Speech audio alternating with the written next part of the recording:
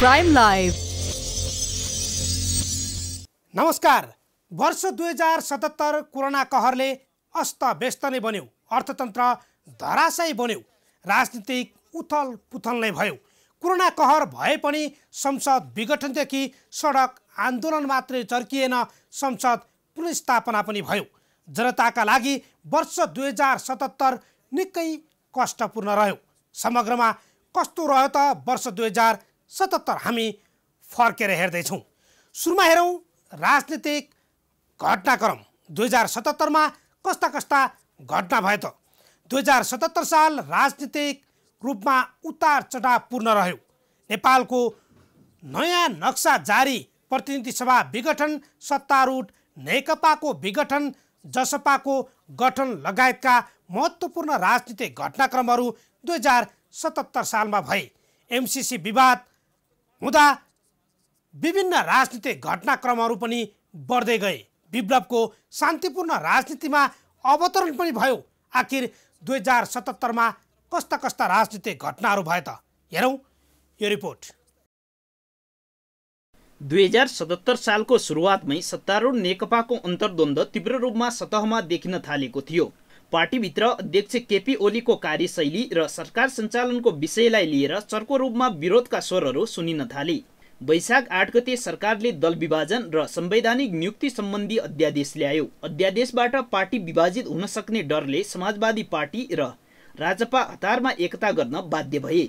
तर समाजवादी पार्टीलाई विभाजित गर्ने उद्देश्यले नेकपा नेताहरूले गरेको सांसद डाक्टर सुरेन्द्र यादवको अपहरणको घटनाले राजनीतिक दलहरूको चरित्र उदाङ्गो पारिदियो। दल विभाजन र संवैधानिक नियुक्ति सम्बन्धी सरकारको विवादित अध्यादेशपछि नेकपाका बैठकहरूमा प्रधानमन्त्री ओलीको राजीनामा माग्न थालियो। छिमेकी राष्ट्र भारतले अतिक्रमित नेपाली भूमि कालापानी क्षेत्र हुँदै कैलाशमान सरोवर जाने तवाघाट लिपुलेक सडक निर्माण गरेपछि त्यसको नेपालमा व्यापक विरोध भयो। जेठ 7 गते सरकारले भारतद्वारा अतिक्रमित नेपाली भूमि कालापानी, लिपुलेक र लिम्पियाधुरा समेटेर देशको नयाँ नक्सा जारी गर्यो। नक्सा प्रकरणले 77 सालको मध्यसम्म भारतसँगको सम्बन्ध निकै चिसियो।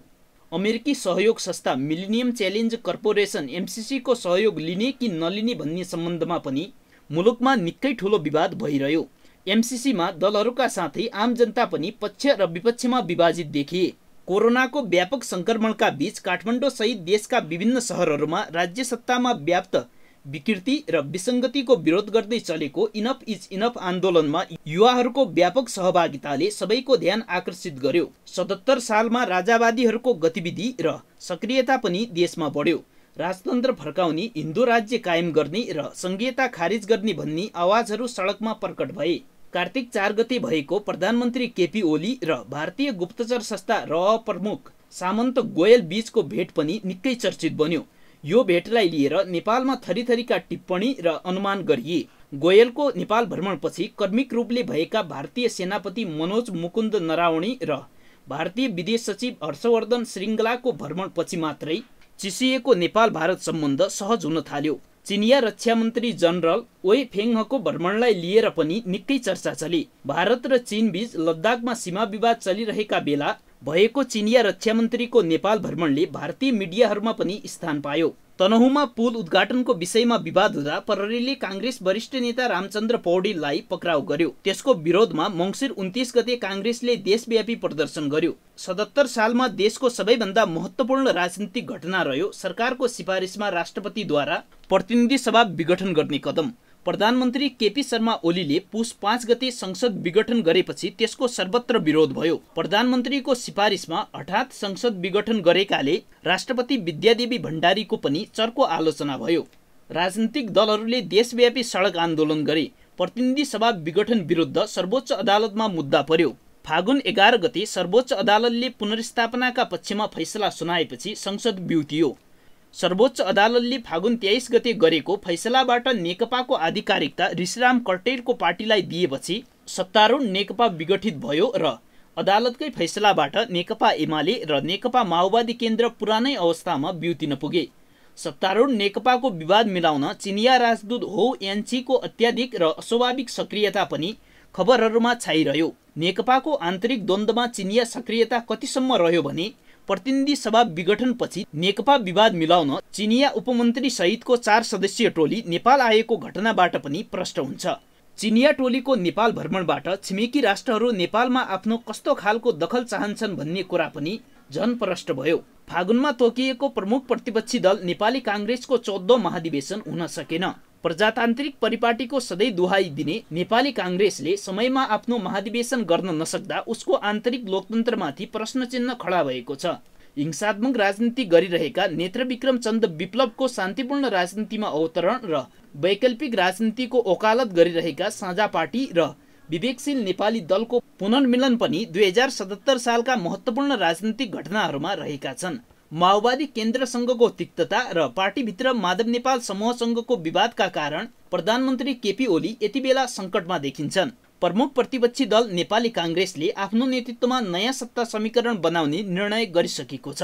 तर सत्ता राजनीतिमा निर्णायक देखिएको जसपाको अलमलले देशको राजनीति अन्योलग्रस्त छ। हो, सरकारको आलोचना धेरै भयो 2077 सालमा, तर आलोचनाका बीच कोरोनाको सन्तासका बीच पनि सरकारले 2077 सालमा धेरै काम गरेको छ। किनकि कोरोना प्रभावित भने पनि सरकारले गर्न चाहेका ठुला ठुला काममा कोरोनाकै कारण केही बाध्यता पर्यो, तर केही निर्णयहरू विवादमा पनि आए। विभिन्न राजनीतिक घटनाक्रमले उथल पुथल भए, तर यतिका बीच पनि सरकारले भने केही राम्रा काम र राम्रा निर्णयहरू समेत गरेको छ। के गर्यो त 2077 मा सरकारले राम्रा काम? हेरौँ यो रिपोर्ट। यो वर्षको सुरुवाती चरण कोरोनाकै विषयले बढी प्राथमिकता पायो। कोरोना नियन्त्रणको लागि सरकारले गरेको कामहरूको आलोचना पनि भयो। यद्यपि सरकारले हाम्रो जस्तो देशमा पनि विश्वका 100 बढी देशमा खोप नपुग्दै खोप ल्याउन सफल भयो। वर्षौंदेखि हाम्रो नक्सामा हराएको हाम्रो भूमि समेटेर नयाँ नक्सा पनि लागू गर्यो। विभिन्न विवादका बीच यो सरकारले यो वर्षमा गरेका राम्रा कामहरू यस्ता छन्। जेठ 5 गते मन्त्री परिषदको बैठकले लिम्पियाधुरा, लिपुलेक र कालापानी समेटेर नक्सा स्वीकृत। जेठ 7 गते नेपालको नयाँ नक्सा सार्वजनिक। साउन 30 गते नेपालको नयाँ नक्साको अंग्रेजी संस्करण स्वीकृति। भाद्र 14 गते नेपाल र चीन बीचको केरुङ नाकालाई अन्तर्राष्ट्रिय नाकाको रूपमा घोषणा। असोज 2 गते नेपालको जनकपुरदेखि भारतको जयनगरसम्म रेल सञ्चालनका लागि 2वटा रेल नेपालले लिएको। असोज 12 गते तेजाब तथा अन्य रासायनिक पदार्थ नियमन अध्यादेश 2077 जारी। असोज 14 गते नेपाल र इजरायल बीच श्रम सम्झौता। कार्तिक 5 गते रानीपोखरीको पुनर्निर्माण गरी उद्घाटन। कार्तिक 7 गते विदेशी च्यानलहरूमा विज्ञापन रहित सामग्री अर्थात् क्लिन फिड लागू। मङ्सिर 3 गते 753 वटै स्थानीय तहमा रोजगार सेवा केन्द्र स्थापना। मङ्सिर 15 गते सरकारद्वारा 7 प्रदेशका 300 भन्दा बढी आधारभूत अस्पतालको शिलान्यास। मङ्सिर 16 गते 77 वटै जिल्लामा नेपाल टेलिकमको 4G सेवा विस्तार। मङ्सिर 21 गते नेपालको परराष्ट्र नीति 2077 पहिलोपटक एकीकृत दस्तावेजको रूपमा स्वीकृत। मङ्सिर 23 गते सगरमाथाको नयाँ उचाइ 8848.86 मिटर कायम। मङ्सिर 26 गते हिमालदेखि तराईसम्म प्लास्टिक रहित समाज निर्माण अभियान रारातालबाट सुरु। पुस 4 गते खोप निर्माणमा संलग्न रहेका देशहरूलाई कूटनीतिक नोट पठाउँदै खोपहरू सुनिश्चित गर्न अनुरोध। माघ 9 गते भारतले दिएको 10 लाख डोज खोप नेपालमा। माघ 14 गते पहिलो चरणको खोप अभियान 7 प्रदेशमा सुरु। फागुन 4 गते अग्रिम भुक्तानी गरेर 20 लाख डोज कोभिसिल्ड खोप किन्ने निर्णय। चैत 20 गते बहुप्रतीक्षित मेलम्चीको पानी काठमाडौँमा राष्ट्रपति र प्रधानमन्त्रीद्वारा उद्घाटन। चैत 22 गते देशभरका 165 सडक शिलान्यास। विभिन्न विवाद र समस्या भए पनि यो वर्ष कोरोनाका बीच सरकारले गरेका मुख्य कामहरू प्रशंसा गर्न लायक नै छन्। हो, 2077 सालमा सरकारले गरेका राम्रा निर्णय र काम पनि हामीले प्रस्तुत गर्यौं। त्यसपछि अब 2077 मा हामीले सबैभन्दा दुःख पाएको एउटा विषय हो कोरोना कहर। नेपालीका लागि निकै कठिन र चुनौतीपूर्ण वर्ष बन्यो 2077। सरकारलाई कोरोना नियन्त्रण गर्न हम्मे पर्यो भने नागरिकलाई बिहान बेलुका कसरी छाक टार्ने भन्ने चिन्ताले यो वर्ष चिन्ता बनायो। फेरि पनि विभिन्न मुलुक जस्तै नेपालमा कोरोना संक्रमण तीव्र रूपमा गतिमा फैलिरहेको छ। कोरोना कस्तो थियो र 2077 कोरोना कहरले कस्तो सिर्जना गर्यो? हेरौँ यो रिपोर्ट। नयाँ वर्ष लाग्नै लाग्दा हर्ष उल्लासका साथ रम्ने र रमाउने बेला विगतका तीता मिठा पलहरूलाई बिर्सिएर अगाडि बढ्ने गरिन्छ। तर 2077 सालमा भने कोरोना महामारीका कारण विश्व नै आक्रान्त भयो। त्यसमा नेपाल पनि अछुतो रहेन। 2077 साल नलाग्दै अर्थात् 2076 सालकै अन्तिमबाट नेपालमा पनि कोरोना संक्रमण देखा परे, जसका कारण चैत्र 11 गतेदेखि नै लकडाउनको घोषणा भयो। सुरुवातमा 1 हप्ताको लागि भनेर गरिएको लकडाउन पटक पटक गरी त्यस बीचमा 4 महिनासम्म लकडाउन भयो। लकडाउनले दैनिक ज्याला मजदुरी गरेर छाक टार्नेहरूलाई समस्या भोग्नु पर्यो।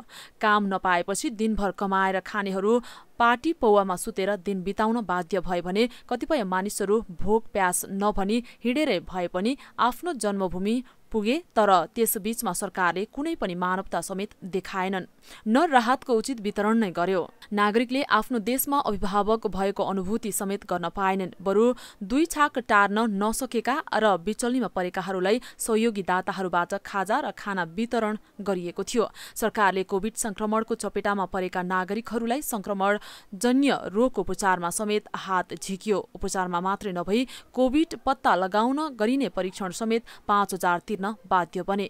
2 छाक टार्न मुस्किल परेको अवस्थामा संक्रमणको चपेटामा परेका नागरिकले हार गुहार गर्नु पर्यो। 77 साललाई त बिर्सन लागेको साल हो क्या यो नेपालमा त विश्वभरि नै जुन महामारी फैल्यो, धेरैको ज्यान गयो, धेरै मान्छे घर घरमा तुन्निए, धेरैको वियोग भयो, मजदुरहरूले दुःख पाए हैन। सरकारले यो बेलामा खासै केही गर्न सकेन। जति गर्नु पर्थ्यो के पनि गरेन, किन आशा धेरै गरेर हुन्छ जनताले, किन धेरै यो महामारी फैलिएको थियो, सरकार सुतेर बस्यो। त्यही भएर यो 77 साललाई सम्झिनु भन्दा यो बिर्सिनु लागेको साल रह्यो। अब कामना गरौँ 18 सालमा यो नहोस् भनेको अहिले फेरि महामारी फैलिन थालेछ। झन् ठुलो महामारी फैलला जस्तो छ। यसलाई चाहिँ सरकारले बेलैमै सचेत भएर व्यवस्थापन के कहाँ कसरी गर्ने हो यो सरकारले गर्नुपर्छ। हामी पनि सचेत हौँ। 2077 साल एकदमै नराम्रो भयो होइन। लकडाउन भयो, कोभिड-19 आयो, त्यो अनि एकदमै महामारीको रूपमा फैलियो। कतिजना मान्छेहरूले खाना नै पाएनन्, भोकै मर्नु पर्यो।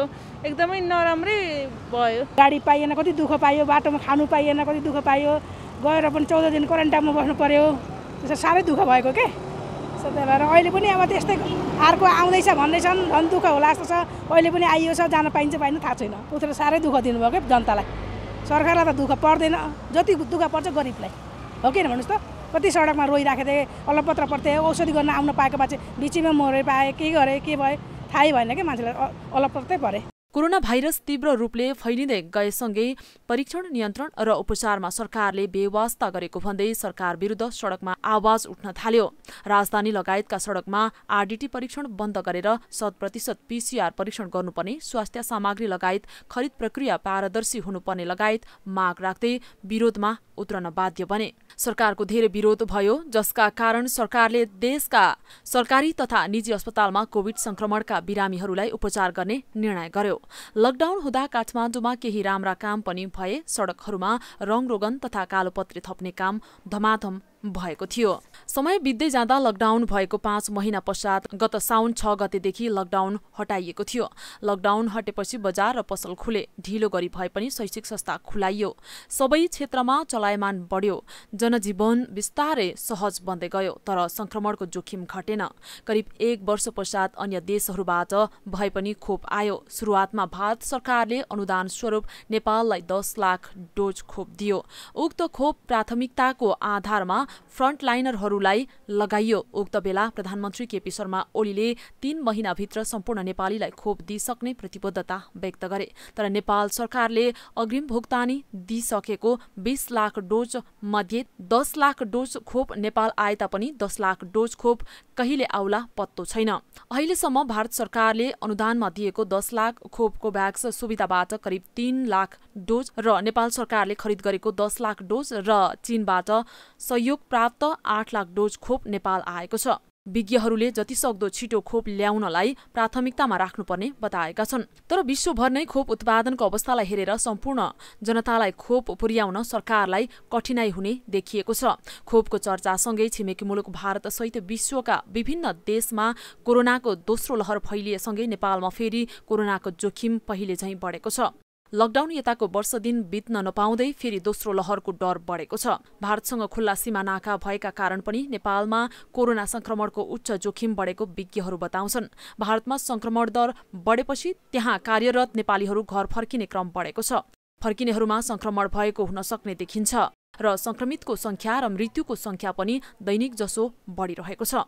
अहिलेसम्म कोरोना संक्रमणबाट मृत्यु हुनेको संख्या 3000 नागेको छ। संक्रमितको संख्या 2,77,000 को हाराहारीमा पुगेको छ, जसमध्ये 2,73,000 भन्दा बढी निको भएका छन्। फेरि पनि पहिलेको जस्तै कोरोना संक्रमण बढ्ने विज्ञहरूले आंकलन गरेका छन्। पहिले जस्तै गरी सरकारले सीमा नाकामा सतर्कता बढाएको दावी गरे तापनि परीक्षण प्रभावकारी बन्न सकेको छैन। संक्रमण फैलिएका देशहरूबाट आउनेलाई क्वारेन्टिनको व्यवस्था समेत गर्न सकेको छैन, जसका कारण 2077 जस्तै 2078 पनि कोरोना संक्रमणको चपेटामा नबित्ला भन्न सकिन्न। त्यसैले सरकार र नागरिक बेलैमा सतर्क हुन जरुरी छ। हो, कोरोनाका कारण हामीले निकै शास्ति भोग्नु पर्यो 2077 सालमा। त्यति मात्रै होइन, विदेशमा नेपाली कामदारहरू जाँदा मृत्यु हुने पनि 2077 मा रोकिएन। कामका लागि विदेश जानुपर्ने बाध्यता छ नेपालीका लागि। कामका लागि विदेश गएका युवाहरूको ठुलो सङ्ख्यामा मृत्यु हुने गरेको छ। 2077 सालमा मात्रै विदेशमा काम गर्न गएका करिब 1000 भन्दा बढी युवाले ज्यान गुमाउनु परेको छ। कस्तो अवस्थामा ज्यान गुमाए त, हेरौँ यो रिपोर्ट। 2077 सालमा 10,645 पुरुष र 8,179 महिला वैदेशिक रोजगारीमा गएका छन्। वैदेशिक रोजगारीमा रहेका मध्ये यो वर्ष 1012 जनाको मृत्यु भएको छ। यसरी हेर्दा दैनिक 2 जना नेपाली युवा विदेशी भूमिमा ज्यान गुमाइरहेका छन्। विदेशमा मृत्यु भएका मध्ये 615 जनाको शव नेपाल झिकाई आफन्तलाई बुझाइएको छ। कोरोनाका कारण 173 जनाको विदेशमै अन्त्येष्टि गरिएको छ। 94 जनाको शव स्वदेश झिकाउन बाँकी रहेको छ। त्यस्तै 79 जना अङ्गभङ्ग तथा बिरामी भएको वैदेशिक रोजगार बोर्डले जनाएको छ। विदेशमा ज्यान गुमाउन बाध्य युवाहरूको विषयमा सरकार गम्भीर बन्न सकेको छैन। केही आर्थिक सहायताको व्यवस्था गरिए पनि त्यसरी हुने मृत्यु रोक्नका लागि सरकारले स्वदेशमै रोजगारी सृजना गर्नेतर्फ ध्यान दिएको छैन। 9 महिना भयो, 55 करोड 1012 जनाले चाहिँ दिएको छ।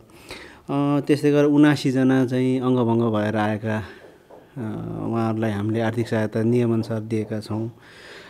615वटा शवहरू विदेशबाट हामीले नेपाल ल्याएर सम्बन्धित परिवारलाई निःशुल्क रूपमा ढुवानी गरेर बुझाइदिएका छौँ। त्यस्तै गरेर अब यो विदेशमा उद्धार अल्पत्र परेका खोज तलास गर्नु पर्यो, उद्धार गरिदिनु पर्यो भन्ने 39 जनालाई हामीले ल्याएका छौँ। यो छुट्टै 39 जनालाई हामीले चाहिँ समन्वय गरिरहेका छौँ भने 94 जनालाई चाहिँ शव झिकाइदिनु पर्यो भनेर हामीले शव वैदेशिक रोजगारीको क्रममा मृत्यु भयो। अनि अब रोजगारदाताले नेपाल शव पठाउन चाहिँ अब रोजगारदाता फेला परेन भने बोर्डले नै शवको नेपाल झिकाउनलाई पैसा पठाउने गर्छ। अब 94 जनालाई हामीले न्यूनतम एउटा शव ल्याउनलाई 3.5 लाख 4 लाख जान्छ। अवैधानिक रूपमा विदेश पुगेर मृत्युवरण गरेका कामदारका परिवारले सरकारबाट क्षतिपूर्ति नपाउने भएकाले 1 वर्षका अवधिमा मृतकको संख्या वैदेशिक रोजगार बोर्डको आँकडा भन्दा माथि रहेको अनुमान छ। सरकारले श्रम स्वीकृति लिएर जाने श्रमिकहरूको मृत्यु भएमा 7 लाख सहायता रकम दिने गरेको छ। 54 करोड बराबरको यस्तो रकम सरकारले मृतकका आफन्तलाई प्रदान गरेको छ। त्यसैगरी विदेशमा शव अन्त्येष्टि गरिएकालाई सरकारले 7,50,000 प्रदान गर्दै आएको छ। हजुर, धन्यवाद लक्ष्मीजी। यो आर्थिक वर्षमा हामीले आर्थिक सहायता दिएको 7 लाखको दरले जो वैदेशिक रोजगारीको क्रममा विभिन्न घटनामा मृत्यु भएका छन्, विभिन्न कारणले मृत्यु भएका छन्, उहाँहरूलाई चाहिँ हामीले आर्थिक सहायता दिएको हिसाबले अहिले चाहिँ 16 महिलासहित 1012 जना चाहिँ 7 लाखको दरले हामीले आर्थिक सहायता दिएका छौँ। यो भनेको करिब 55 करोड रुपियाँ हुन आउँछ। वैदेशिक रोजगारीमा गएका मध्ये Saudi Arab, Qatar, UAE, Kuwait, Bahrain, दक्षिण कोरिया, लेबनान, श्रीलङ्कामा धेरैले ज्यान गुमाएका छन्। वैदेशिक रोजगारीको क्रममा विदेशमा विविध अभियोग लागि जेलमा रहेका नेपालीहरूलाई निशुल्क कानुनी प्रतिरक्षा दिने व्यवस्था भने सरकारले मिलाएको छ। क्यामेरामा सुन्दर गुरुङका साथमा लक्ष्मी विश्वकर्माको रिपोर्ट। हो, यो विदेशको पीडा र व्यथापछि अब फेरि स्वदेशमै फर्क्यौँ, जहाँ शिक्षण संस्था 2077 सालमा अस्त व्यस्त नै बन्यो।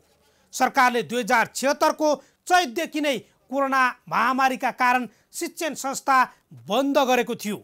यो क्रम झन्डै 10 महिनासम्म चल्यो।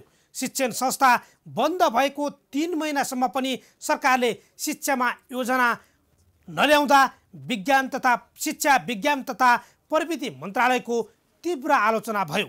मङ्सिर 19 मा सरकारले 1 वर्ष 9 महिनासम्म पनि उच्च स्तरीय राष्ट्रिय शिक्षा प्रतिवेदन सार्वजनिक गर्न सकेन। शिक्षामा देखिएका समस्या र व्यथिति समेटिएको यो रिपोर्ट हेरौँ।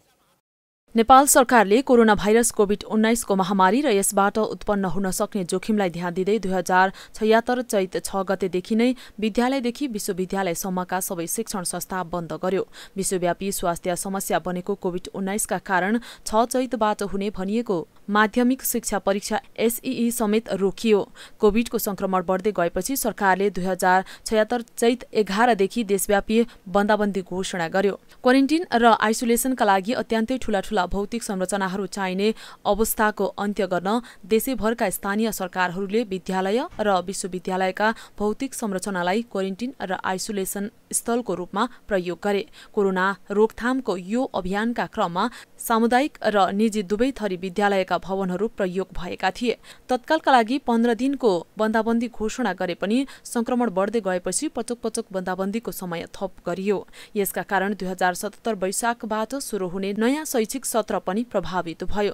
शिक्षा विज्ञान तथा प्रविधि मन्त्रालयले शिक्षा क्षेत्रमा भएको अन्योलता हटाउन नसक्दा शिक्षा मन्त्रीदेखि मन्त्रालयको नै तीव्र आलोचना भयो। खास गरी कोरोनाको सन्दर्भमा अलिक ढिलो एक्ट गर्यो शिक्षा मन्त्रालयले। 2-4 महिना अन्योलग्रस्त नै रह्यो। पछि गएर जुन निर्देशिका जारी गर्यो त्यो त ठिक गर्यो, तर त्यो काम चाहिँ अलिक चाँडै गर्नु पर्थ्यो, त्यसमा अलिकति ढिलो भयो। अर्को कुरा मैले अघि पनि भने, खास गरी यो सङ्घीय शिक्षा ऐनको क्षेत्रमा गर्नुपर्ने काम थियो हैन। त्यसदेखि पछि उच्च स्तरीय शिक्षा जुन आयोग थियो त्यो आयोगको चाहिँ नि प्रतिवेदन अनुरूप कामहरू गर्नुपर्ने ती कामहरू चाहिँ शिक्षा मन्त्रालयले गर्न सकेन। शिक्षा मन्त्रालयले वैशाख 23 मा कोरोना भाइरस महामारीको राम्रोसँग आंकलन नगरी विद्यार्थीको परीक्षा र भर्ना नगर्न, शुल्क नलिन तथा औपचारिक रूपमा पठन पाठन नगर्न निजी विद्यालयलाई निर्देशन दिएको थियो। बन्दाबन्दी सुरु भएको 3 महिनापछि 2077 ज्येष्ठ 18 मा सरकारले वैकल्पिक प्रणालीबाट विद्यार्थीको सिकाइ सहजीकरण निर्देशिका जारी गरी 2077 असार 1 बाट अनलाइन, रेडियो, टेलिभिजन, प्रिन्ट र खुल्ला शिक्षा माध्यमबाट सरकारी विद्यालयहरूमा पठन पाठन सुरु गर्न निर्देशन दियो। निजी विद्यालयका शिक्षकले 2076 को अन्तिम केही महिना र 2077 को तलब विद्यालयले नदिएको भन्दै असार 29 बाट अनलाइन कक्षा नपढाउने घोषणा गरे। नेपाल शिक्षण महासंघ र संस्थागत विद्यालय शिक्षक युनियनको संयुक्त रूपमा शिक्षक आन्दोलन नै चर्कियो।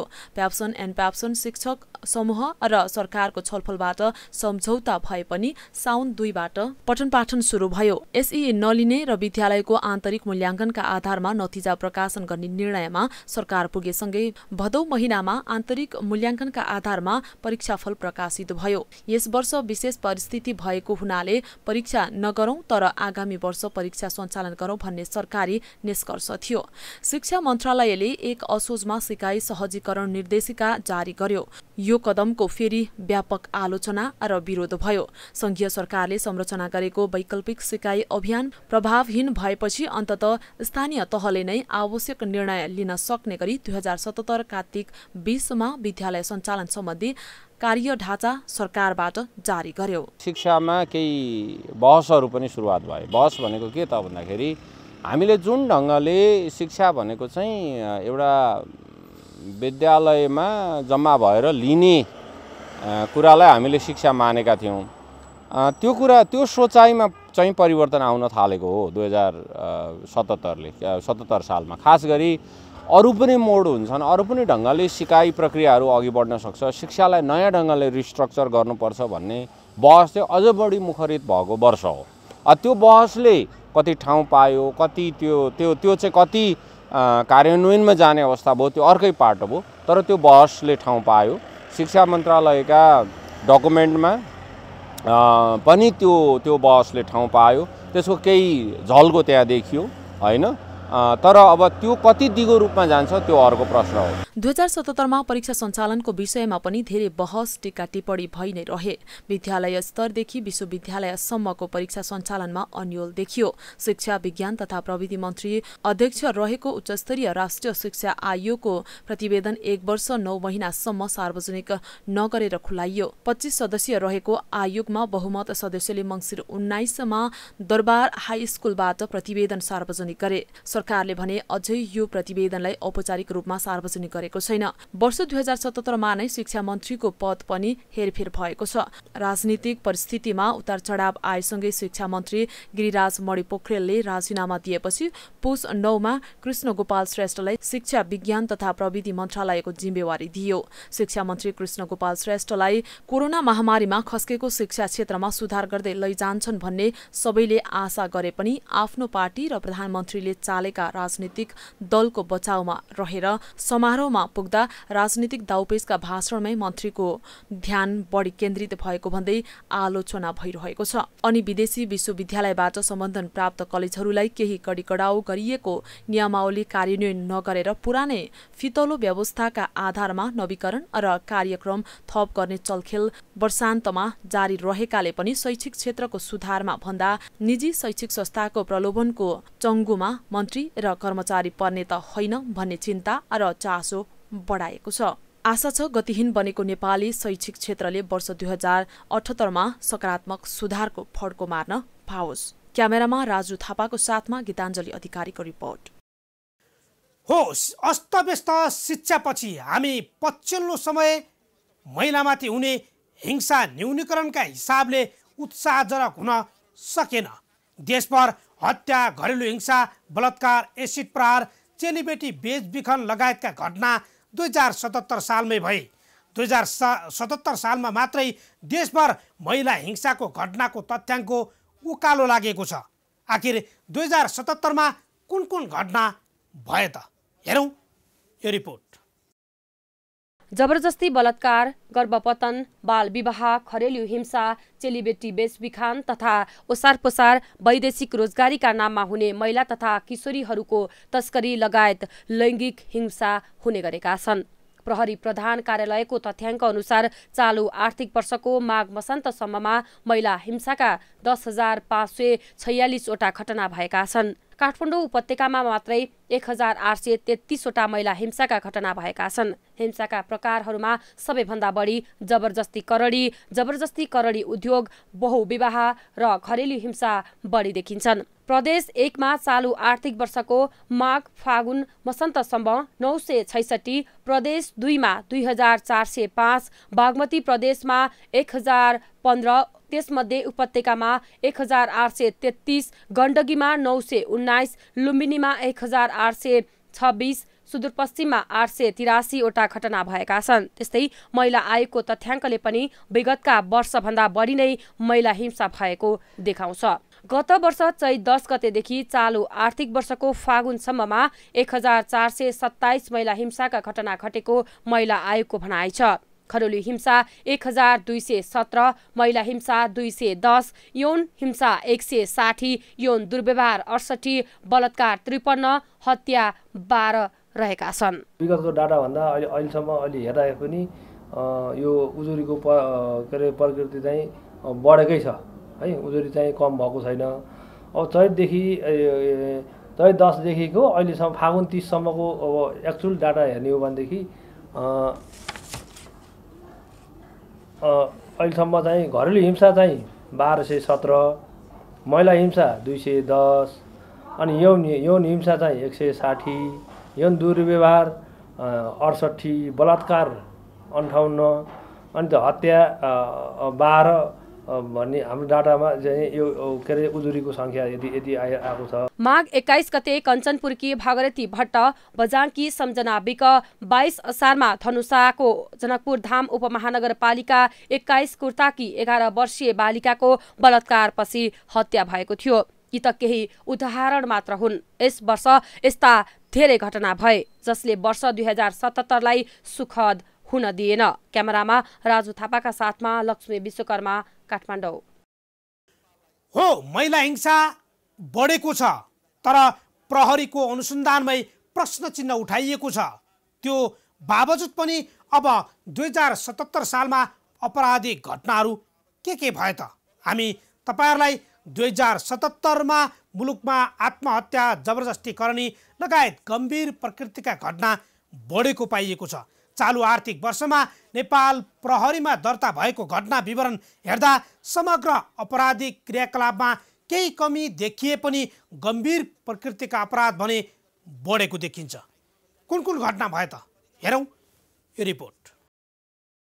बितेको वर्ष कर्तव्य ज्यान, जबरजस्ती करणी उद्योग, ज्यान मार्ने उद्योग, आत्महत्या लगायत गम्भीर प्रकृतिका घटना निकै बढी भए। जेठ 10 गते रुकुम पश्चिमको सोती गाउँमा भएको मानव सृजित घटनामा 6 जना युवाको मृत्यु भयो। 1 जना दलित युवा र गैर दलित युवती बीचको प्रेम सम्बन्धलाई लिएर उठेको विवादमा युवाहरूलाई पिट्दै लखेड्दै निर्मम हत्या गरिएको थियो। त्यस्तै 2077 माघ 23 गते बैतडी जिल्लाको दोगडा केदार गाउँपालिका 7 सनातन धर्म माध्यमिक विद्यालय कक्षा 12 मा अध्ययनरत 17 वर्षीय विद्यार्थी भागीरथी भट्टको शव बलात्कारपछि हत्या गरिएको अवस्थामा सामुदायिक वनमा मृत भेटियो। यता फागुन 29 मा काठमाडौँको टोखा नगरपालिका 1 मा मोरङको उर्लाबारी घर भएका आशिष लिम्बुको हत्या गरिएको थियो। टोखा नगरपालिकाकै 10 नम्बर वडामा साउन 25 गते हत्या गरेर फालिएका एक पुरुषको शव टुक्रा टुक्रा पारिएको अवस्थामा फेला परेको थियो। साना आपराधिक घटनाको दर्ता भएको संख्या हेर्दा गत आर्थिक वर्षको 8 महिनाको विवरण भन्दा यसपटक 16.16% कमी आएको छ।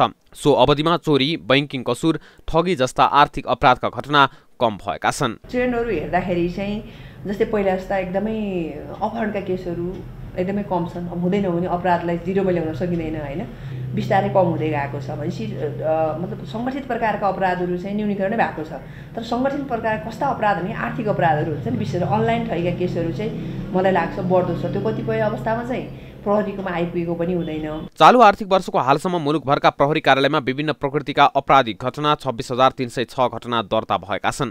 तथ्याङ्क हेर्दा प्रतिदिन झण्डै 110 वटा घटना भएको देखिन्छ। यो गत वर्षको तुलनामा 16.16%ले कमी हो। विगत 8 महिनामा गत वर्षभन्दा 21.13%ले वृद्धि भई कर्तव्य ज्यान सम्बन्धी मुद्दाका 447 घटना दर्ता भएका छन्। सो अवधिमा 4,483 आत्महत्याका घटना दर्ता भएका छन्। आर्थिक वर्ष 2076-77 को सोही अवधिमा आत्महत्याको 3,534 घटना दर्ता भएका थिए। तुलनात्मक रूपमा चालु आर्थिक वर्षमा आत्महत्या सम्बन्धी घटना 26.85%ले वृद्धि भएको र दैनिक औसत 17 जनाले आत्महत्या गरेको पाइएको छ। गत आर्थिक वर्षभन्दा 15.67%ले वृद्धि भई जबरजस्ती करणीका 1,653 घटना दर्ता भएका छन्। तथ्याङ्क विश्लेषण गर्दा प्रतिदिन औसत 7 वटा जबरजस्ती करणीका घटना भएको पाइएको छ। जबरजस्ती करणीका घटनामा प्रायजसो नजिकै चिन्जानका व्यक्ति संलग्न हुने गरेको पाइएको छ। बाल यौन दुराचारको केसहरू चाहिँ हामीले अब यहाँबाट अनुसन्धान गरेर सम्बन्धित जिल्लाहरूमा दर्ता गरेको अवस्थाहरू छ। त्यसैगरी ठगी चाहिँ विभिन्न प्रकारका ठगीहरू आउँछ। अलिक त्यस भेग छ अहिलेको संहिताले चाहिँ ठगीलाई अलिकति विस्तृत रूपमा समेटेको छ। त्यही कारणले ठगीका केसहरू, जटिल प्रकारका केसहरू हामीले हेर्ने गरेका छ। कुल 1,653 मुद्दाका 1,855 जना प्रतिवादी मध्ये 11.21% प्रतिवादी हाडनाता सम्बन्धका रहेका छन्। समग्रमा 81.5% प्रतिवादी नजिकका सम्बन्ध र चिन्जानका व्यक्ति छन्। जबरजस्ती करणी उद्योगमा 468 घटना दर्ता भएको र चालु आर्थिक वर्षको सोही अवधिमा 509 वटा घटना दर्ता भएका छन्। चोरीका 1,569 वटा घटना दर्ता भएका छन्। गत वर्षको सोही अवधिको तुलनामा 21.82% कम रहेको छ। यस्तै बैंकिङ कसुर सम्बन्धी अपराधका घटना यसपालि कम देखिएको छ। गत वर्षको फागुनसम्म बैंकिङ कसुरका 2,828 मुद्दा दर्ता भएकामा यो वर्षको सोही अवधिमा 1,688 वटा मात्र मुद्दा परेका छन्। हो, राजनीतिक घटनाक्रम र शैक्षिक संस्था अस्तव्यस्त, त्यस्तै विदेशमा नेपालीले अकालमै मृत्यु हुनुपर्ने अवस्था लगायत विभिन्न 2077 मा भएका विभिन्न घटनाक्रमलाई हामीले केलायौँ। 2077 जे जस्तो भए पनि हामीले फर्केर हेर्दा अब 2078 साल यस्तो नहोस्। जनताको चाहना अनुसार राजनीतिक नेतृत्वले सही कदम चालोस्, विकास निर्माणले फड्को मारोस्, दलहरूबीच सहमति होस्, नेपाली जनताको मुहारमा खुसी छाओस्। बस हामी सबैको यही छ कामना। तपाईलाई 2078 सालको हार्दिक मङ्गलमय शुभकामना। नमस्कार। Prime live